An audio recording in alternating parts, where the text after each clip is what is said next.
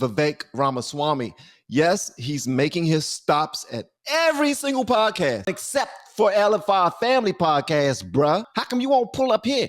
Because you know I'm going to ask you questions that everybody else is afraid to ask you. And then don't forget, guys, make sure you like this video. Hello there, you awakening wonders. Thanks for joining me on Stay Free with Russell Brand. Wherever you're watching this, the show in its entirety will only be available on Rumble. And today it is a fantastic show because we've got Vivek Ramaswamy, presidential candidate in the Republican primaries, joining us live to talk about his... Is it Vivek or Vivek? Because everybody call him something different. Every time I'm calling him Vivek, I see people in the comment sections telling me that it's Vivek. When I call him Vivek, people saying it's Vivek. What is it? Policies, how he'd run the Republican Party, and indeed the United States of America. Also later in the show, in our item Here's the News, we'll be asking, who's the biggest threat to democracy, Donald Trump or the FBI? We've got an amazing story for you that's going to knock your knickers down and blow your socks straight out the window because... Did you say the N-word? He said knock your what down? N-I-C-K. Okay. All right. Just checking. Just checking. But let's get straight into our conversation. Remember, if you're watching us on YouTube, we're only going to do the first 15 minutes there. Then you're going to have to click the link in the description. Join us in the other place, the home of free speech itself. This is why we're on Stay Free. This is the home of free speech. The LFR family is the home of free speech. I don't know what Russ Brand talking about. Without any more skullduggery, nonsense, or tomfoolery, please help me to welcome Vivek Ramaswamy. Vivek, thank you for joining us. It's good to be here, man. I understand this is a very special day. It's quite literally your birthday. It is literally my birthday. Happy birthday, I got bro. a lot of criticism now. I was too young, so now I'm not 37 anymore. I'm 38. Happy birthday to you. Oh, These are British wow. snacks. Happy birthday to you. This is Britain. This is what it means to Britain. You're 1/3 the age of Joe Biden. Happy birthday to you. We'll eat these in your honor, Vivek. Oh, Thank you my for joining gracious. us on this. That's pretty cool. I really appreciate That was nice that he went ahead and got him a birthday cake and everything. that, guys. That's very nice. It's been a good day so far, and it just got better. So thank you. For the first 15 minutes of the conversation while we're on YouTube, we can keep things relatively light. Of course, over the course of our conversation, I'd love to talk to you about your views on Donald Trump and what he does to your candidacy and indeed anyone who would seek the nomination of the Republican Party. But let's start a little bit with some of the broader points for our audience who are not yet familiar with you. What exactly do you think you can bring to this race? What do you think you can bring to this candidacy? What do you think it's lacking? So, look, I think that the thing that was missing in the field, the thing that pulled me in, is that I see a Republican Party that for a long time has been running from something. I am leading us to start running to something, to our vision of what it means to be an American, to the ideals of the American Revolution that define what this country is all about. And yes, the left is very good at filling the vacuum of purpose and meaning in young people with race, gender, sexuality, climate. I want us talking more about what we actually stand for: the individual, the family, the nation, God. This is, I think, actually much more valuable than just criticizing and playing whack-a-mole with everything the other side gives us. And I bring some unique attributes to this. I'm not a politician. I'm a businessman. I have lived the American dream. My parents came to this country with no money. I have gone on to found multi-billion-dollar companies. Not for nothing. I know he says he's not a politician, but it sounds like he's a politician. He's playing the political game extremely well. He knows how to establish his talking points. He knows how to get them across without offending anyone. He knows how to make big promises before he even get the job. That's being a politician, bro. I don't know if you know that, but that is exactly what it is. You're making huge promises before even getting the job. I'm going to do this. What they have done is not what I'll be able to do. Us as a party have been running from. I'm trying to run to, making all these promises and everything. And when it starts sounding like that, that's when I get, okay, how you going to back this up, bro? Yeah, you're only 38 years old, but your age don't even matter when it comes to this. That's just me. I don't even think his age matters when it comes to running a country. It doesn't. It doesn't. It's relationships. It's his his knowledge on the economy, his knowledge on world events, his knowledge on everything, the Constitution, how this country is made up, how the money is spent, the people that he can will and deal with. You know what I mean? it's a whole bunch to this. And the fact that he's coming straight in, or I guess he has to make these promises in order for people to even consider voting for him. So, but again, that goes back to my original point. You do sound like a politician. I get it. You're a businessman and all of that, and you're a family man and all those other things. But at the end of the day, he sounds like a hell of a politician to me. That's just my 2 pennies. Companies. I did it while getting married to my wife, Apurva, raising 2 sons. That's the American dream. It's not a politician's story.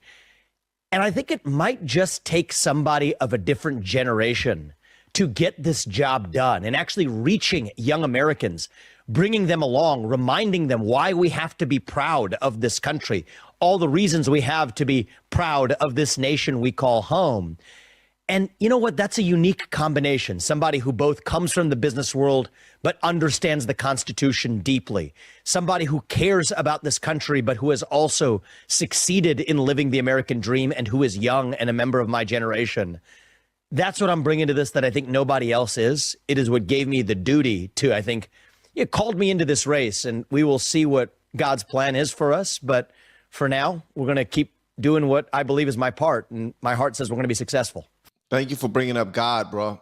Honestly, thank you, because it was some people who aren't considering voting for him because they believe that he don't serve the same God that they serve. I believe because he's not a Christian. And you know what I mean? And when I said what I just now said, I meant exactly that. Some people believe that he don't serve the same God that they serve. We all serve the same God, all right? And we all are human beings, and we all have the same goals. Not necessarily the same goals. Some of us want to be rich. Some of us want to be well known. Some of us just want to be healthy. Some of us just want our children to be well off. So not goals in that aspect. I'm talking about we all want to see everyone thrive. We want to see the country continue to move forward and do well. We want to see there be less diseases. We want to see the economy thriving and everyone working, no one living on the streets, no homeless people, tax monies being spread the way it's supposed to be spread, nobody being hit way more than other people are being hit as far as taxes are concerned. So we do have pretty much the same goals when it comes to wanting to see this nation thrive. So he's on to something, but he is throwing little jabs out there, letting people know that I am the youngest, and I'm gonna use that to my advantage, because the young people need somebody. I mean, well, this country needs someone who's younger and who can relate to the young people more. Let me tell you something. We had somebody that related to young people very well, and they can sing. They broke out some Marvin Gaye here and there. They can dance. They can shoot a basketball. They can do all of those things. They can make jokes right there on the fly. That don't run a country. So Fearless J says on Locals, we need more senile octogenarians in power. I think that's some tacit support right there. Now, you're currently third in the polls. We had Ron DeSantis, the governor, on our show recently. And wow, God gracious, it's going to take some doing, bruh. Well, he blew past Mike Pence, and that says a whole lot about Mike Pence, man. People don't care for that guy too much, man. Look at this. Look at this, man. This dude has a ways to get to DeSantis, but Vivek, man, you got a long way to go to get to Trump. And that's why they try to take Trump up out of here, bro, because this dude he's leading like crazy. And people don't care about all of the indictments that you keep on bringing to the forefront. He's still going to keep on running. He's still going to keep on making that money. But we're talking about Vivek right now. Let me go ahead back to Vivek. Okay, let's go. And I get the sense that it must be difficult to find yourself in this position when the conversation is continually dominated by Donald Trump, his easy oratical brilliance, his status as the perennial outsider, although I recognize that you have a comparable background in enterprise and business. How do you tackle the challenges that that Donald Trump's candidacy continues to represent? In a second, once we leave YouTube, which is just in a couple of minutes, I'm going to ask you outright, do you believe that Donald Trump legitimately lost that last election in 2020 or fraudulently lost it? But for now, what does he do to you ideologically? What is the challenge of dealing with a man like Trump for a Republican candidate, Vivek? Beck? That was a loaded question, and honestly, I like the fact that he asked them in that fashion, because what he's going to do now is be quiet and allow this young man to talk. That's what I like. Well, first thing is, isn't it a shame that we have to parse the conversation in this way? It just says a lot about where we are as a country and a culture right now. I'll share with you my perspective. I do think you only get to be an outsider once. Donald Trump was that outsider in 2015, and I think that his victory over Hillary Clinton in 2016 was the single most important political event of my lifetime. I'm grateful to him for it. It stopped the inevitable quasi-Marxist march through our government and through our other institutions. And I think he was a great president in many ways. But I'm looking to build on that foundation and take the America First agenda to the next level. And I'm not blaming him for this. I think it's just a fact that about 30% of this country, probably 30% of the developed world, becomes psychiatrically ill when he is in the White House. And I can't explain it to you, because I think a lot of what he did makes total sense to me. In fact, I'm saying many of the same things. In some cases, I'm going far further than he ever did. I've said I would use the military on our southern border. I've said I would shut down departments like the U.S. Department of Education, where he appointed figureheads to try to reform them. So in some ways, it's funny that I'm going further than he is, in some cases saying the exact same things. But for whatever reason, maybe it's my age, maybe it's my background, maybe it's the way I say them, I'm not having that effect on people. And that will allow me to go further than Trump did. You're not having the effect on people on the positive, on the affirmative, nor the negative. I mean, because people don't know you yet, bro. Like, you don't have that track record yet. People are just now being introduced to Vivek Ramaswamy.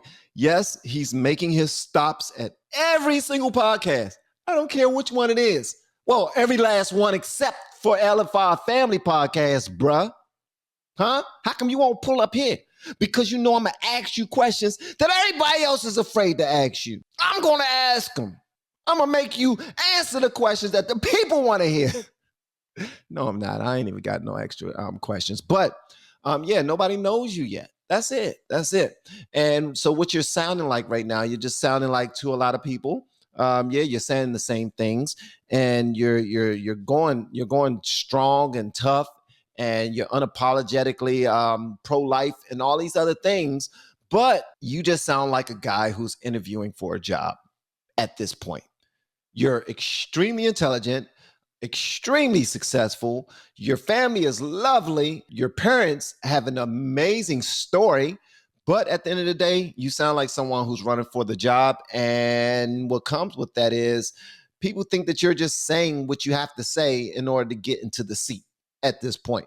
So they're not really taking you that seriously yet until you become that real threat. Once you become number one, if you become number one, past Ron DeSantis and past Donald Trump, or if what they're trying to work on as far as locking him up or completely locking down his schedule so he don't have time to get out there and make speeches and run for president and all those other things, or make it completely illegal for somebody with indictments to run for president and everything else that they're trying to work toward.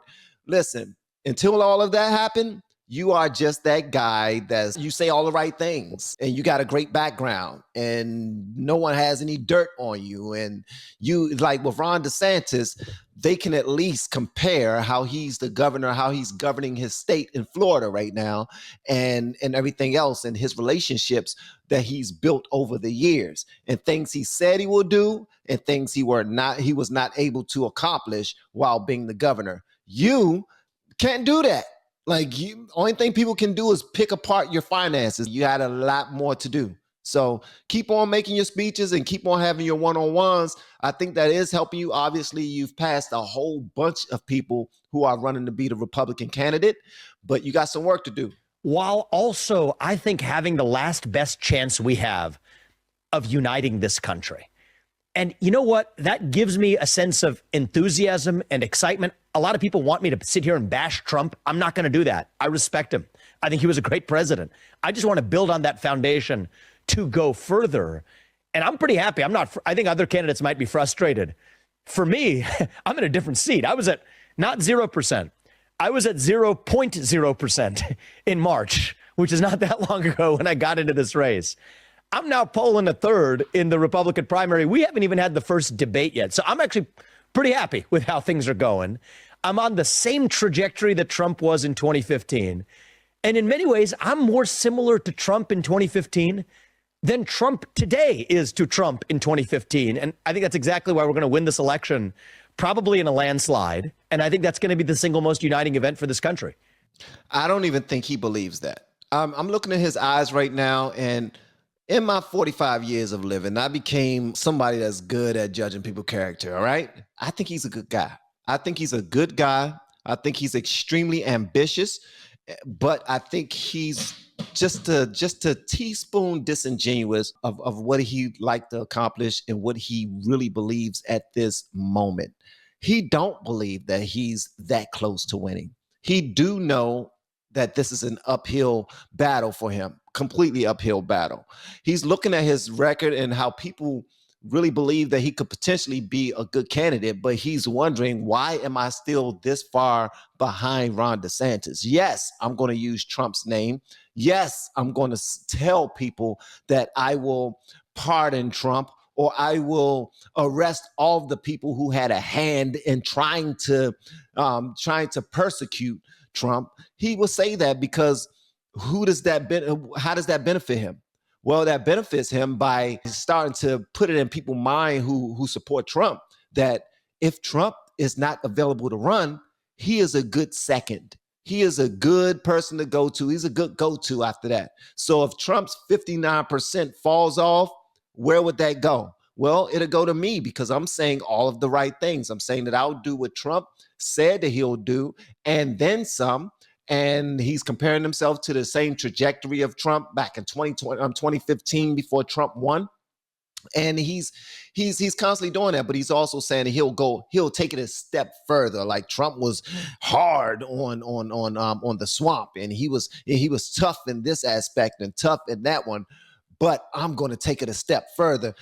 He's trying to play that violin for the MAGA country. He wants the MAGA country to really rock with him.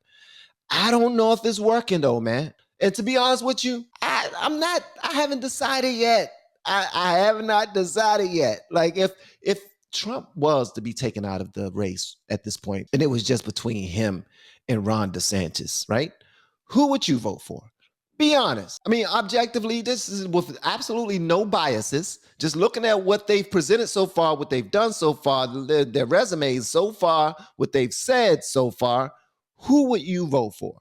All right, because people are saying, I'm not even thinking about it. Trump will be the president in 2024. Trump.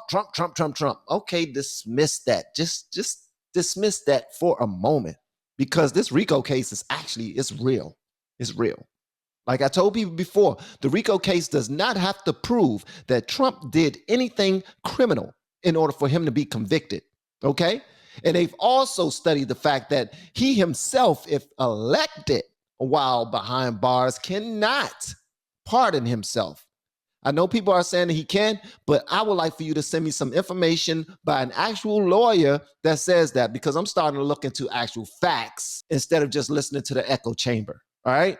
Now, if Trump was taken out of this and it was only between Ron DeSantis and Vivek Ramaswamy, which one do you think will win, and who would you vote for? Vivek Ramaswamy claims that he is more Trump than Trump. Trumper than Trump, trumping Trump on Trumpness. Before we leave you on YouTube, I'm going to position and frame this question, but Vivek will answer it over on Rumble. Why? Because it's the home of free speech. It's the only place where we can be assured that I love the way he does that, man.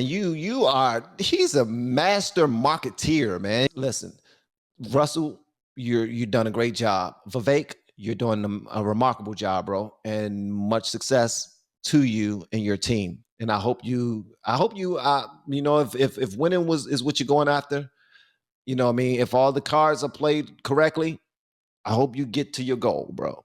But at the end of the day, I just want the right person to win. I'm not in love with anybody's story anymore. And someone said that when people will come in here and they're talking about a movement, starting a movement, they don't really trust that too much. Neither do I. Because a movement is all about passion, is about emotion. It's about getting people to come together between a slogan. Slogans are not something that you want to buy into. Although, now I'm just going to flip this on its head. A great deal of you have bought into a slogan. What slogan is that? Well, Make America Great Again is a slogan. It is, right? Now, I get it that if you look at it and say, well, we do want to make America great. So how is this a movement? Well, it's a movement because it's actual merch out about it. It's a whole country that call themselves MAGA country, and people on the other side have named you all that MAGA country. As a matter of fact, they've separated Republicans from MAGA, and that 59% of individuals that are polling to vote for Trump as the Republican candidate, a lot of people on the left, CNN and MSNBC, they call them MAGA. So MAGA is a big part of that 59%.